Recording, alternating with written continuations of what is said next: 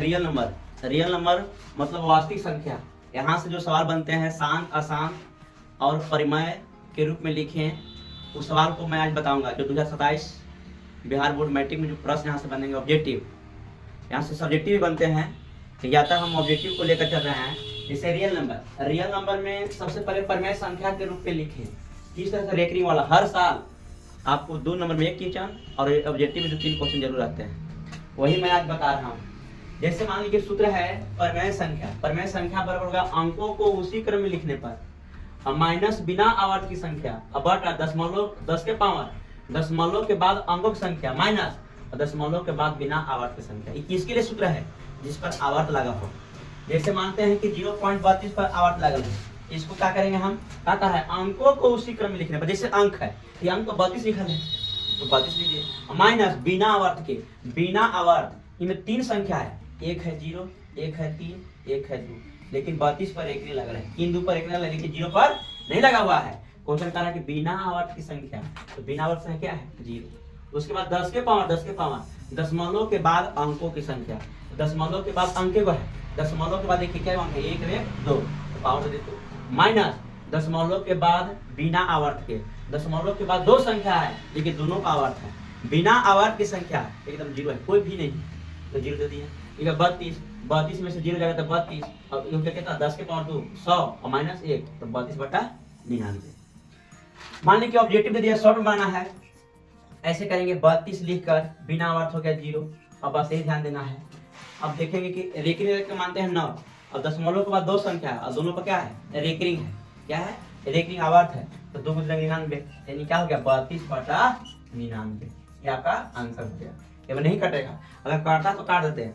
अब देखिए, अगर मान लेते हैं कि 0.3 देनी, इस तरफ दे दिए या 13 दे दिए, केवल 3 पर रेकरिंग दिए हैं, तो अंकों को उसी क्रम में लिखने पर बिना आवर्त के, तो बिना आवर्त क्या हो गया? वो 0 हो गया, वो 1 हो गया।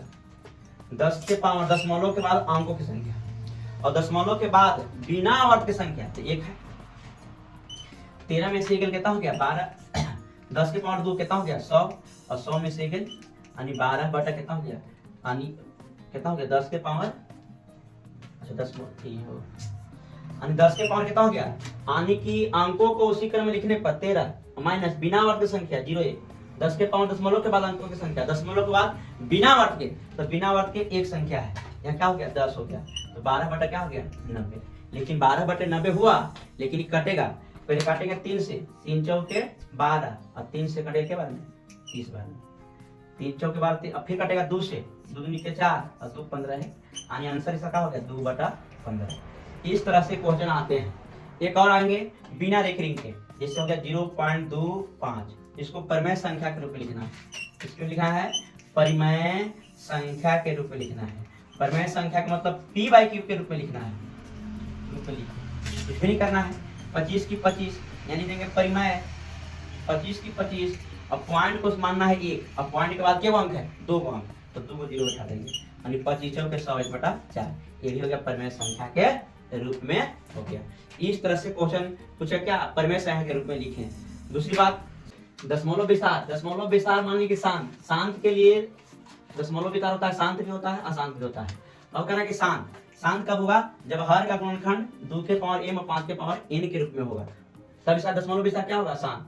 अगर केवल हर का गुणनखंड में 2 आता है, केवल 2 आता है, फिर भी शांत होगा।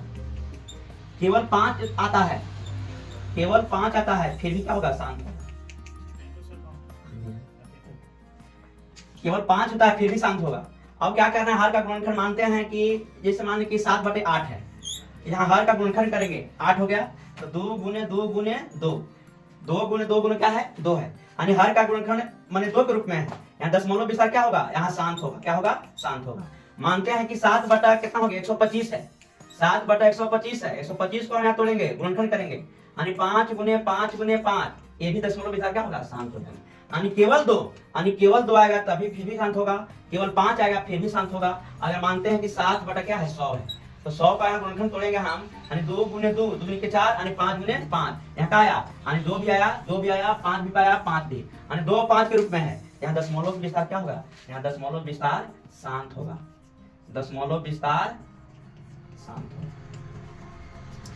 अगर मान लेते हैं कि अब आते हैं अशांत में, अशांत के लिए 2 और 5 से भिन्न हो, दशमलव विस्तार में हर का गुणनखंड क्या हो, 2 5 से भिन्न हो।